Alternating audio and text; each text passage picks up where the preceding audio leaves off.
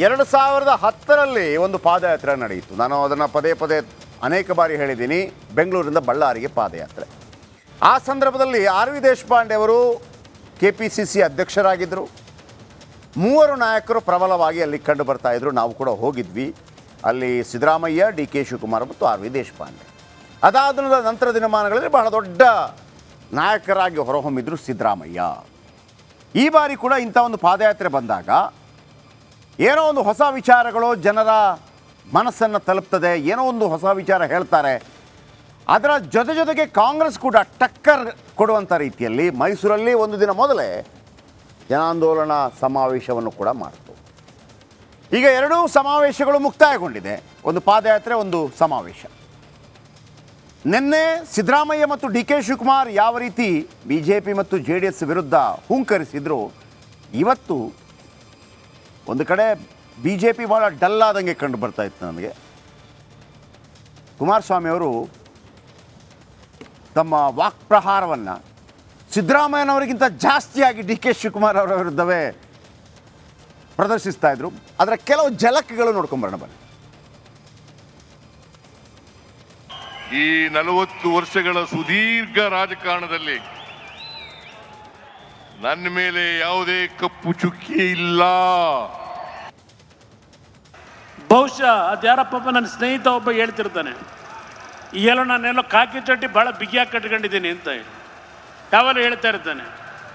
ಬಹುಶಃ ಸಿದ್ದರಾಮಯ್ಯನವರ ಚಡ್ಡಿ ಎಲ್ಲ ಕಪ್ ಮಾಡ್ಕೊಂಬಿಟ್ಟವ್ರೀಗ. ಕಪ್ ಚುಕ್ಕೆ ಮುಖದಲ್ಲಿ ಕಾಣ್ತಿಲ್ಲ ಅಂದ್ರೆ ಏನು ಮಾಡೋಕ್ಕಾಗತ್ತೆ? ಏ ವಿಜೇಂದ್ರ, ಅಶೋಕ, ನಿನಗೆ ರಾಜೀನಾಮೆ ಬೇಕಾ? ಕಲ್ಲು ಬಂಡೆ ಅಂತ ಹೇಳಿ ಮಾಧ್ಯಮದವ್ರು ಹೇಳಿದ್ರು. ಕಲ್ಲು ಪ್ರಕೃತಿ, ಕಡದರೆ ಆಕೃತಿ, ಪೋಷಿಸಿದ ಸಂಸ್ಕೃತಿ. ಈ ಬಂಡೆ ಸಿದ್ದರಾಮಯ್ಯನ ಜೊತೆ ಇದೆ. ಈ ಮಾತನ್ನ ಈ ಸಂದರ್ಭದಲ್ಲಿ ಹೇಳಲಿಕ್ಕೆ ನಾನು ಬಯಸ್ತಾ ಇದ್ದೇನೆ. ಅದೇನೋ ಸಿದ್ದರಾಮಯ್ಯನವರ ಪರವಾಗಿ ಕಲ್ಲು ಬಂಡೆ ಥರ ನಿಂತವ್ರಂತೀಗ ಈ ಶಿವಕುಮಾರು ಸಿದ್ದರಾಮಯ್ಯನವರು ಮುಂದುವರಿಲಿಕ್ಕೆ ಬಂಡೆ ಥರ ಇದ್ದೇನೆ ಅಂತ ಹೇಳಿದ್ದಾರೆ. ಬಹುಶಃ 2018-19 ಇದೇ ಬಂಡೆ, ಕನಕಪುರದ ಬಂಡೆ, ಕುಮಾರಸ್ವಾಮಿಗೆ ಟ್ರಬಲ್ ಶೂಟರು, ಕುಮಾರಸ್ವಾಮಿ ರಕ್ಷಣೆ ಮಾಡೋನು ಅಂತ ಹೇಳಿ ಮಾಧ್ಯಮದ ಸ್ನೇಹಿತರು ಭಾಳ ಸ್ಟೋರಿ ಮಾಡಿದ್ರಿ. ಆ ಬಂಡೆ ನಂಬ್ಕೊಂಡು ಹೋಗಿದ್ದಿಗೆ ನನ್ನ ತಲೆ ಮೇಲೆ ಬಂಡೆ ಬಿದ್ದಿದ್ದು.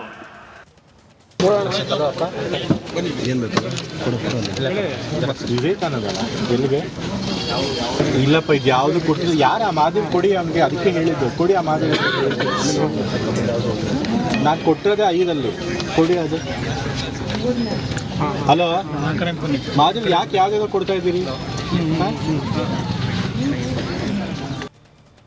ಆಮೇಲೆ ಅದೇನೋ ಈಗ ಬರ್ತಾ ಇತ್ತಲ್ಲ TV-ನಲ್ಲಿ, ಇಲ್ಲೆಲ್ಲ ಅವ್ರ ಮಗನ್ನ ಯಾವುದೋ ಆಶ್ರಯ ಕಮಿಟಿಗೋ ಯಾವುದಕ್ಕೋ ಚೇರ್ಮನ್ ಮಾಡ್ಕೊಂಡು ಇಲ್ಲಿ ಉಸ್ತುವಾರಿ ನೋಡ್ಕೊಳ್ಳೋದು.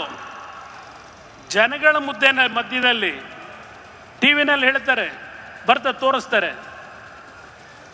ಅಪಯ ಅಪಯ ಅಪಯ ಅಪಯ. ನಾನು ಹೇಳಿಲ್ವಲ್ಲ, ಅದು ಯಾವುದದು? ನಾನು ಹೇಳಿದ್ದಲ್ಲ ಅದು ಅಪಯ. ಯಾರು ಹೇಳಿದವರು 6 ಅಂತ? ನಾನು ಕೊಟ್ಟಿರೋದೇ ಇದು ಅಂತಾರೆ. ಸಿದ್ದರಾಮಯ್ಯನವರೇ, ಆ ಒಂದು ಪ್ರಕರಣವನ್ನು ಯಾವ ರೀತಿ ಮುಚ್ಚಾಕೊಳ್ಳಿಕ್ಕೆ ಹೋದ್ರಿ?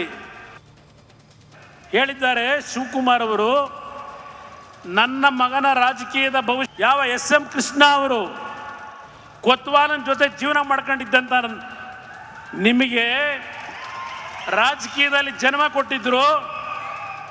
ಆ ಕುಟುಂಬದ ಒಬ್ಬ ಶ್ರಮಜೀವಿ ಸಿದ್ಧಾರ್ಥ ಅವರ ಮರಣಕ್ಕೆ, ಆತ್ಮಹತ್ಯೆಗೆ ಕಾರಣ ಯಾರು? ಜನಗಳ ಮುಂದೆ ಇಡ್ತೀರಾ ಇದನ್ನ ಜನಗಳ ಮುಂದೆ? ಹುಚ್ಚಾಸ್ಪತ್ರೆಗೆ ಸೇರ್ಸೋಣ.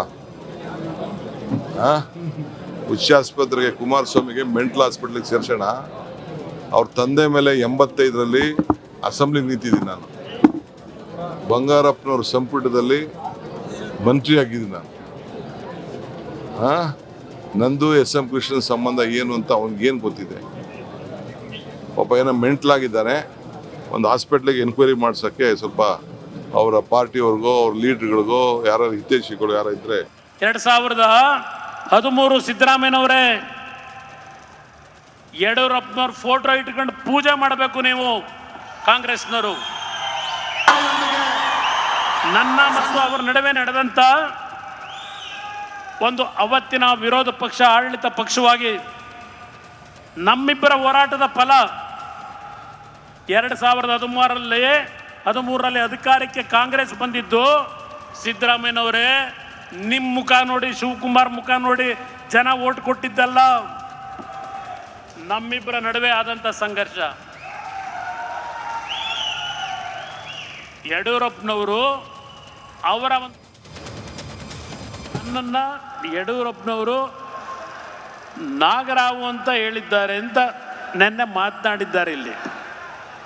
ನಾನು ಶಿವಕುಮಾರ್ನಂತ ಈ ರಾಜ್ಯವನ್ನು ಲೂಟಿ ಮಾಡ್ತಕ್ಕಂಥ ಬಡ ಕುಟುಂಬದ ಹೆಣ್ಣು ಮಕ್ಕಳ ಆಸ್ತಿಗಳನ್ನು ಲಪಟಾಯಿಸಿರ್ತಕ್ಕಂಥ DK ಶಿವಕುಮಾರ್ಗೆ ನಾಗರಾಹವೇ ನಾನು. ಅದು ಯಡಿಯೂರಪ್ಪನವರು.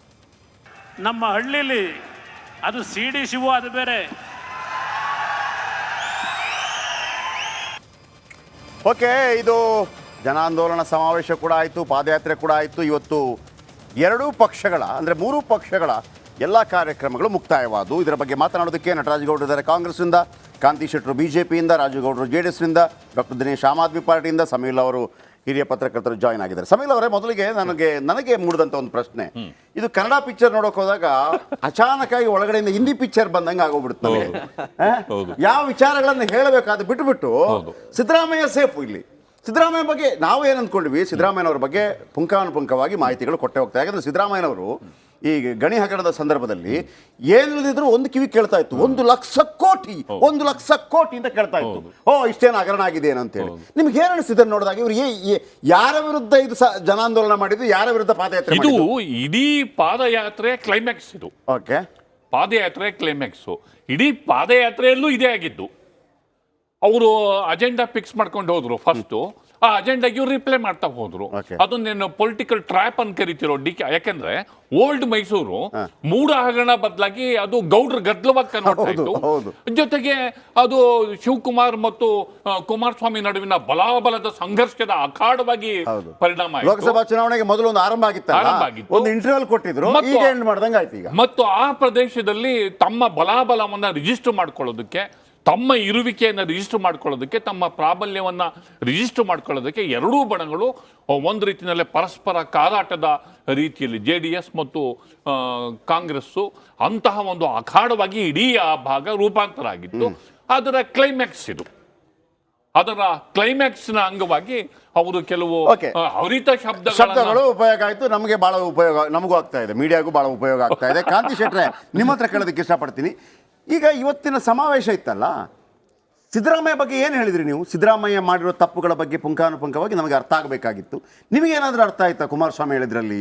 ನಿಮಗೇನಾದರೂ ಅರ್ಥ ಆಯ್ತಾ? ನಮಗೆ ಹೇಳಿ. ನಿಮ್ಮ ಸಮಾವೇಶದಲ್ಲಿ, ಇವತ್ತಿನ ಸಮಾವೇಶದಲ್ಲಿ ಸಿದ್ದರಾಮಯ್ಯ ವಿರುದ್ಧ ಹೋರಾಟ ಮಾಡಿದ್ರಲ್ಲ, ಸಿದ್ದರಾಮಯ್ಯ ಮಾಡಿದ ತಪ್ಪುಗಳು ನಮಗೆ ಹೇಳಿ. ನಮಗೆ ಮತ್ತೊಮ್ಮೆ ಇವತ್ತಿನ ಕಾರ್ಯಕ್ರಮದಲ್ಲಿ ಏನು ಹೇಳಿದ್ರು? ನಾನು ಫಸ್ಟ್ ಒಂದು ಹೇಳ್ತೀನಿ. ಅವರು ಯಾವಾಗ ನಾವು ಜುಲೈ 15ಕ್ಕೆ ಅಧಿವೇಶನ ಆಯಿತು, ಒಂದಿನ ಮೊದಲು ಒಂದು ಆಯೋಗ ಶುರು ಮಾಡಿಬಿಟ್ಟು ಮೂಡ ಹಗರಣ ಬಗ್ಗೆ ಮಾತಾಡಲೇಬಾರ್ದು ಅಂತ ಯಾವಾಗ ಡಿಸೈಡ್ ಮಾಡಿದ್ರು, ಅದಕ್ಕೆ ಇವತ್ತು ಪಾದಯಾತ್ರೆ ಈ ಥರ ಎಲ್ಲ ಆಯಿತು. ಇಲ್ಲಾಂದರೆ ಈ ಪಾದಯಾತ್ರೆ ಆಗದೇ ಇರ್ತಾ ಇತ್ತು, ನಡೆಯದೇ ಇರ್ತಾ ಇತ್ತು. ಅವರು ಜುಲೈ 15ಕ್ಕೆ ಅಧಿವೇಶನ ಇರುತ್ತೆ, ಜುಲೈ 15ಕ್ಕೆ 1 ಮ್ಯಾನ್ ಕಮಿಷನ್ ಅಂತ ಹೇಳಿ ಮಾಡ್ತಾರೆ.